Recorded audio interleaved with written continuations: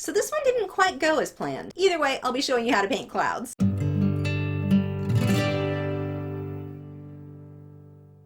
Hi, I'm Lisa, the artist behind Lachri Fine Art. So my goal for this piece was to have trees, and instead of leaves in the trees, have clouds, and the clouds would be raining, and I wanted kind of a dark bluish background. The thing that I didn't anticipate, because I wasn't using reference photos, I didn't do a Photoshop mock-up, the thing that I did not anticipate is that dark in the background means is going to be associated with nighttime. And so the clouds are going to need to be fairly dark. And when you paint clouds at night, they don't actually look any different or much different than how trees in the dark would look. Kind of the same colors. So yeah, didn't really catch the feel I was going for. But I learned something from it in that I want to try this idea again, but a daytime scene where I've got white fluffy clouds. I think that'll make a way bigger difference. And I'm sitting here, I've already got ideas in my head of exactly how I'm going to do this. I'm kind of excited to try that one. Either way, today I will be teaching you how to paint clouds, or apparently nighttime trees, either way, and rain in oil paint. If you are supporters over on Patreon, I have the 1-hour version of this tutorial available for you now with lots of real-time clips, so make sure to head over and check that out. For this one, to save time, I used acrylic paint. I used raw umber here. I will use a bit of unbleached titanium white to paint my underpainting. And I just wanted to create a bit of texture. I was honestly just experimenting at this point. I didn't have a definite view of where I planned this to go. I painted the raw umber on there, and while it was still wet, took a spray bottle and sprayed water, flipping it back upside down and just letting that run back and forth to create some streaks.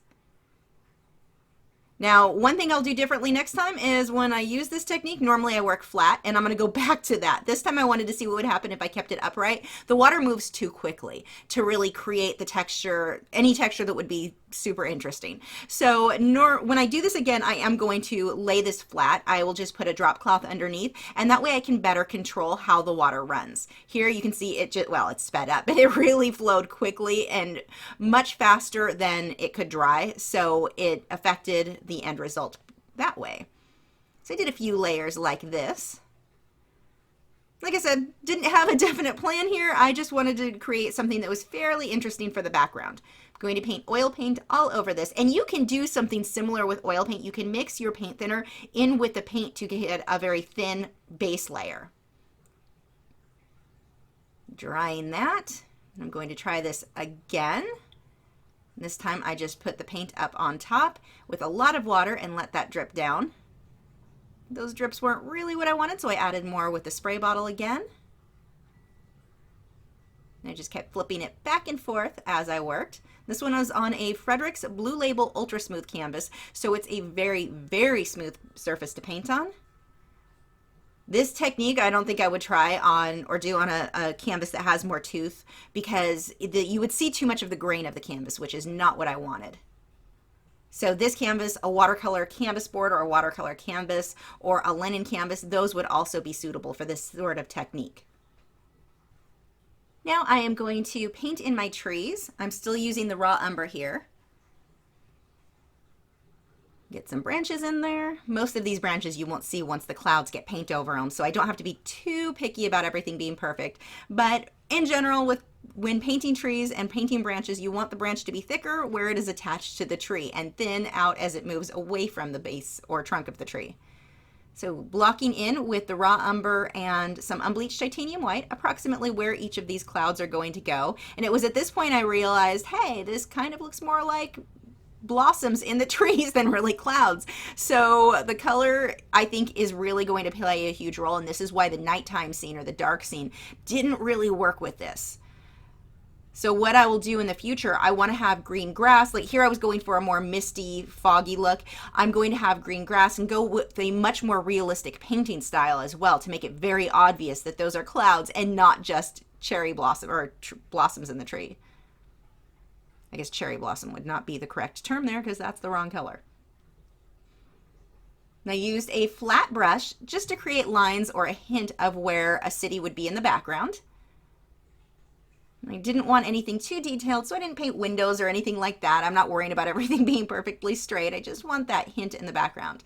And then I had painted the stream coming through. Notice when painting the stream, it is a straight flat line and then a slight diagonal line, then it goes back to the horizontal long line, short diagonal, and then horizontal long again. Now this part was on the live stream, so you can watch this in real time, and I will put a link in the video description. But yeah, we're gonna move through this really quickly here.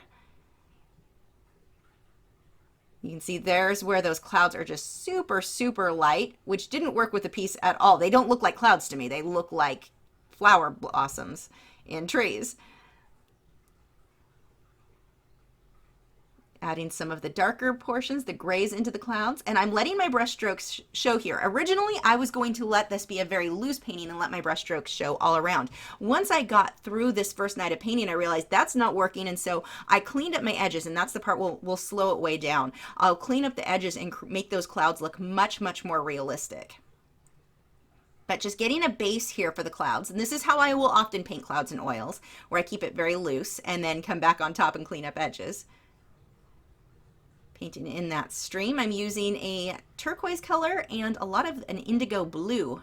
Those are the majority of the colors in this piece, along with the brown. I've got Van Dyke brown, raw umber, and white and zinc, titanium white and zinc white.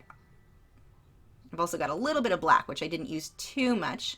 I think that is charcoal gray that I'm using in the clouds. Now to create that mist on the ground, there I used my zinc white. It's a fairly translucent white, and that created a more foggy look versus just having, if I had used titanium white, it would have been too opaque, and I wouldn't have had that nice foggy feel I was going for. Too much white there, I gotta wipe that off. Just smudge that out into the buildings.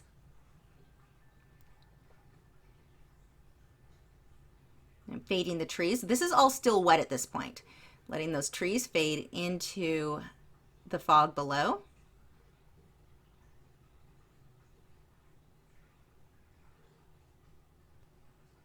Pulling more of those blues into the trees.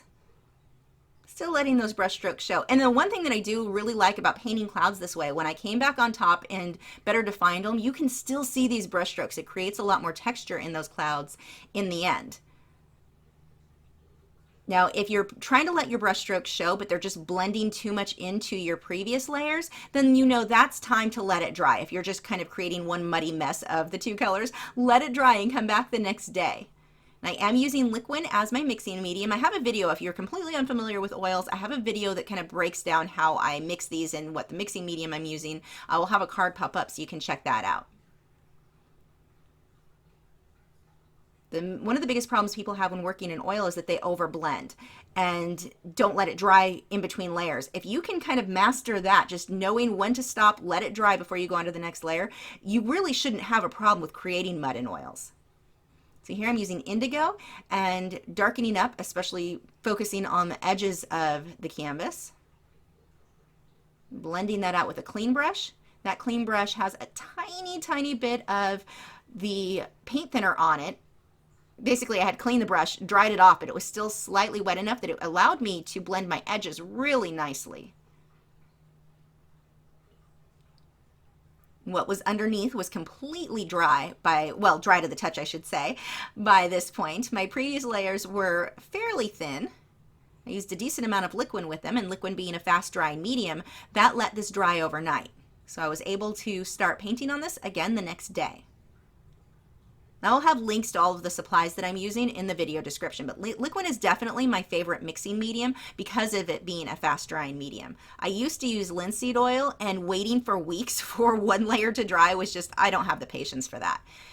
I was first an acrylic artist, and so when I moved on to oils, that dry time was just driving me crazy, so I was in love with liquid when I found that. Now some of these darks that I'm using here with the indigo, I'm going to pull that into the clouds. The clouds here are just standing out way too much. I need to darken them up, which adds even more to the fact that they don't look like clouds in the finished piece. But again, if I were painting this as actual clouds in the sky, I would use the same techniques. It would just be more obvious that it was supposed to be clouds, being that they would be in the sky and not on trees. And I think that's really where the problem was here. When you look at a tree, you expect to see leaves. So your mind is going to see these, even though they're painted how I paint clouds, you're going to see them as trees, especially being a nighttime scene. So that's why I'm going to adjust this concept. I'm not giving up on it. I think I can still make this work, but I'm going to adjust it and do it as a daytime scene where it's odd and much, much more realistic so that you can really see that those are clouds, not just loosely painted trees. So here I'm pulling that indigo back in more, really darkening up some of these areas of the clouds, and I'm letting my brush strokes still show quite a bit here.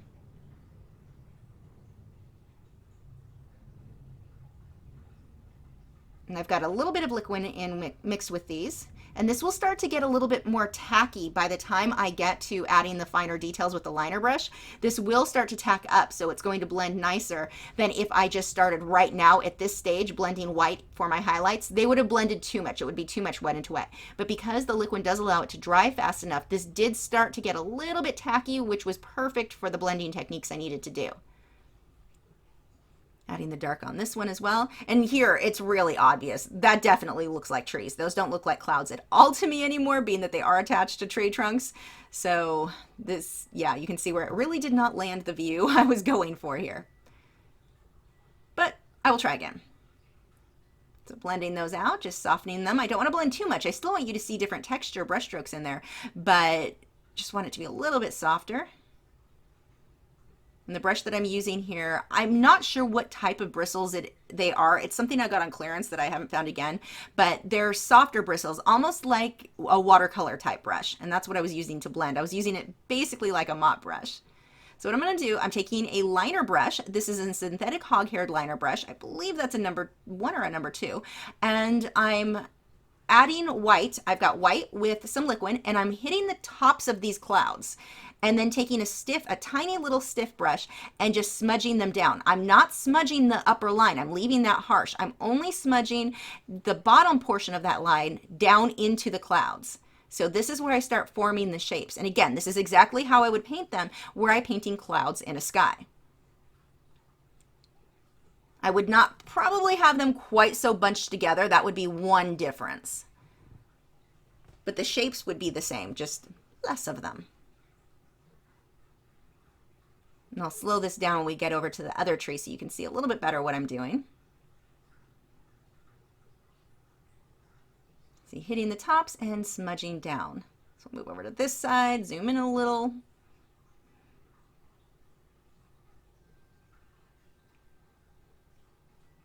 Adding the white line. Again, there's a decent amount of liquid on that brush so that it flows smoothly. If you are not familiar with using a liner brush, if you have a hard time getting the lines that you want, I do have a video. I'll have a card pop up so you can check that out. And it shows you how to get thin lines with a liner, how to really hold a liner and use it properly.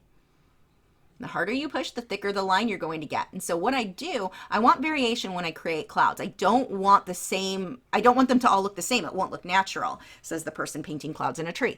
So I will adjust how hard I'm pushing on that brush. Sections, as I'm keeping kind of a shaky hand here, sections I'm pushing harder and sections I'm using less pressure to create that variation, that shaky look as I go along the edges of those clouds. And then again, just pulling the bottom edge down. Now don't overblend. When you pull those white highlights down into the cloud, notice that it's only a couple of brush strokes. I don't want to blend and blend and blend to the point where I have one medium color instead of my definite light, my definite dark. And that's a problem that a lot of people have with oil paint. They're easy to overblend and blend and blend. So just do a couple of brush strokes and stop, because more often than not, that's all you need. Overblending is a huge issue with oil paint.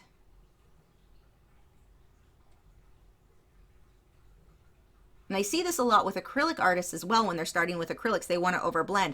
Acrylics, though, because it dries so quickly, it's not as big of an issue as it is with oil painters. So just learning when to make a couple of brush strokes to soften edges that you might want soft, but stop. Just a couple of strokes, stop, and then step back from your painting. Look at it. Does it need more blending? You may want to go back and blend more, but don't sit still right in front of that canvas and just keep blending and blending and blending until the point where you've just mixed the two colors completely together. Take a break, back away, and decide, because that paint's not going to dry instantly. You've got several minutes or an hour before you have to decide if you want to blend something out further. It's better to underblend than to overblend. You can fix something that's not blended enough. It's really hard to fix something that you've overblended. You basically end up having to repaint that area.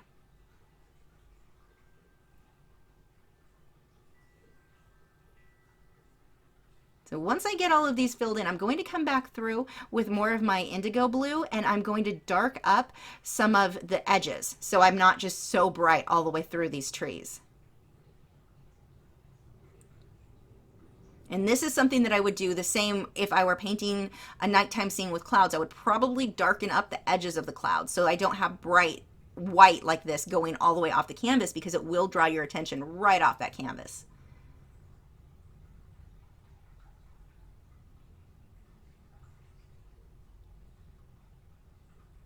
So here, taking that indigo with a smaller brush and just softening some of this out.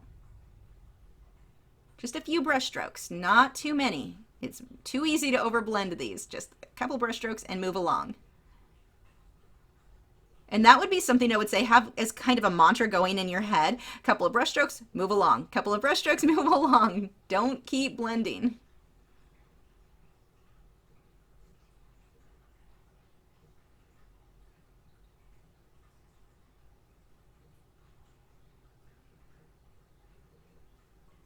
I'm still going to want to darken these more, mostly on those outer edges. I think that indigo may be one of my favorite shades of oil paint right now. I mean, besides turquoise or teal, obviously.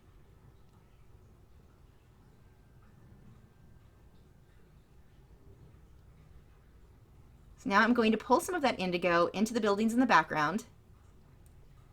I'm also going to add some highlights here, just on the tops of those buildings. Again, I'm not going for super realistic. I just want the hint of a city in the background. Adding some highlights to the water and painting off camera, which is super helpful for you guys. Now for the rain. Here I'm taking a flat angled brush. This one is a tack-line bristled brush, and just creating straight lines coming down. I've got a lot of liquid. I probably have a little bit more liquid than normal here, mixed in with some of my white, and just creating these brush strokes coming at an angle. And this is how I would do rain, even if it's not supposed to be falling from trees. You do not want these to all be the exact same length or the exact same thickness. I mean, you want to get a bit of variation in there, so some seem a little farther away.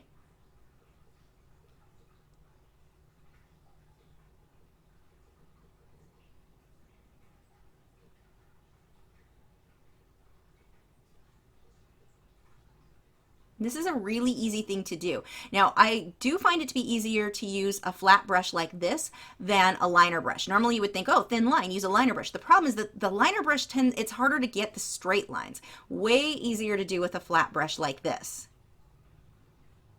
You just want to control how much pressure you're adding to the brush. If you push too hard, you're going to get a very thick line. But when you want these really thin lines, even with this flat brush, I can get that just by barely letting the bristles touch the canvas.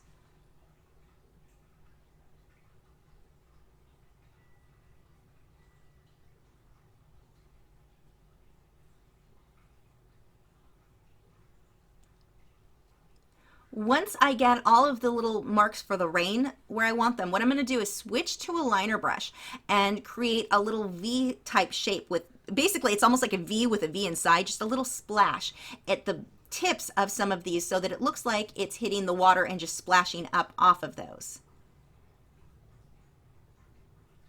A few more on here. With the liner brush, with those, with oil paint, I really prefer the synthetic hog hair over the tack-on bristle. I used to love the tack-on bristles, but once I found these synthetic hog hair, those are the ones that I get from Hobby Lobby. They're Master's Touch generic brushes. I love these. They are so perfect for fine detail with oils. So there's that V that I was talking about, the little splash.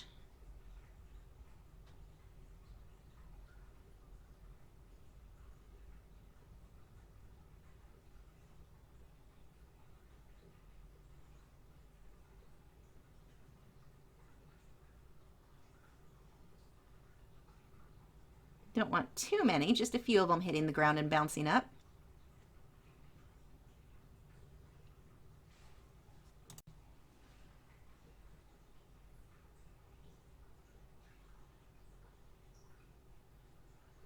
that is pretty much it for this painting. Now, the biggest tip that I can give you, and I think it's a better tip than even how to paint clouds and rain, is if you're trying something new, if you have an idea and it doesn't quite land, don't give up on that idea. Figure out what adjustments you need to make. I still love the concept for this. I just don't like it in the nighttime or in this style, this looser style. So I'm going to adjust this. I'm not going to give up on the idea of clouds and trees and that kind of surreal feel. I'm going to try again. Sometimes when you try something new, it'll be perfect and everything comes out exactly how you envisioned, and sometimes you won't. Sometimes you need to make those adjustments. But don't give up on the idea or the concept. Just make adjustments needed. Look at what you've done and say, okay, is there something I could change to make that same concept land, and then try again. And for those of you who are watching this the day it goes out, normally I have a live stream on Wednesday, but this week I'm having the live stream on Thursday instead. I will have a link in the video description for that along with the time. Last week, I showed you guys the boxes and boxes of canvases that came from Fredrix. When I opened them all out, as you can see in this photo, it's a lot of canvases. I actually managed to get them all put away in the shelf that I normally store my canvases in, and I'm kind of proud of myself. So let's take a look at that. See, look at all the pretty canvases. It was, as somebody said over on Instagram, it looked like adult Tetris. I'm hoping it doesn't turn into adult Jenga when I try to pull some of these out and they all flop over. Wish me luck. Wait, don't leave yet. I'm done rambling. Have you subscribed yet? If not, I have a handy button right there. It's round, has an orange arrow going to it. You can't miss it. If you click on that, that'll help you to keep up to date with all 5 of my new art videos every single week. You can also sign up to my email newsletter and get a free 2-hour tutorial of a marine painting. I'll see you guys tomorrow.